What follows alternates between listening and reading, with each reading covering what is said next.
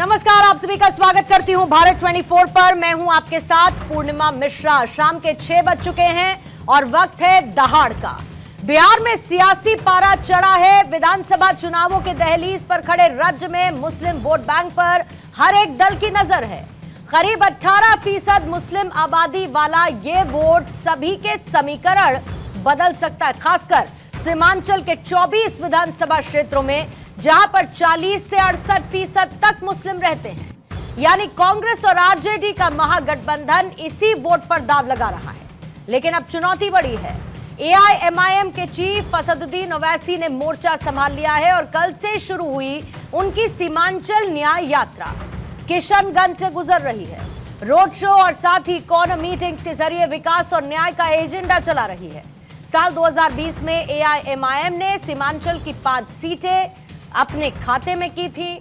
बहादुरगंज, जोकीहाट, आमौर, कोचाधामन और बैसी जैसे सीटें जहां पर आरजेडी को नुकसान हुआ था। और इस बार ओवैसी 50 सीटों पर उम्मीदवार उतारने की बात कर रहे हैं। महागठबंधन में गठबंधन की मांग ठोक रहे हैं।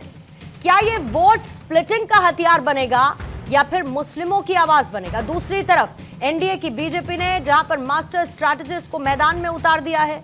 केंद्रीय मंत्री धर्मेंद्र प्रधान को बिहार चुनाव प्रभारी बनाया गया, जिनके सह प्रभारियों में सीआर पाटिल और केशव प्रसाद मौर्य भी हैं। इधर ओडिशा, छत्तीसगढ़ में उनका विनिंग रेट गजब का रहा है।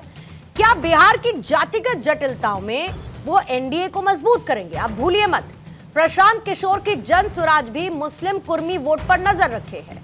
40 मुस्लिम कैंडिडेट्स उतारने को तैयार है। सवाल यह है कि बिहार की सियासत कैसे बदल रही है और आगे बदलेगी कैसे? आज बिहार के इसी सियासी समीकरण पर करेंगे चर्चा, जिसमें हमारे साथ खास मेहमान भी हैं, लेकिन उससे पहले सियासी प्रतिक्रिया। आज भी इस देश में अति पिछड़ा वर्ग है, दलित हैं, आदिवासी हैं, अल्पसंख्यक हैं, जिनको जितनी भागीदारी मिलनी चाहिए नहीं मिलती है। हम अति पिछड़ा वर्ग को एक विजन देना चाहते हैं कि अपनी सियासी क़यादत को मजबूत करिए।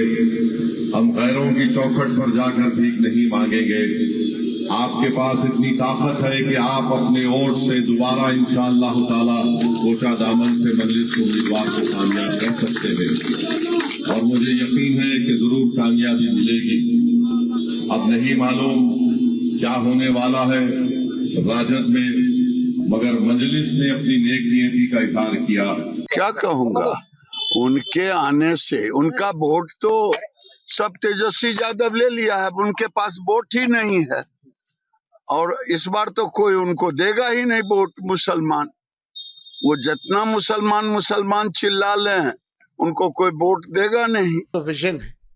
कितने अति पिछड़ा समाज के लोग जो है पॉलिसी मेकिंग में है, कितने दलित समाज के लोग जो है डिसीजन मेकिंग में है, या जो भी एनडीए में जितने मंत्री हैं, वो समाज के सबसे बड़े दुश्मनों के केवल अपने लाभ के लिए काम कर रहे हैं, व्यक्तिगत रूप के लिए कर रहे हैं, समाज के लिए नहीं कर रहे हैं।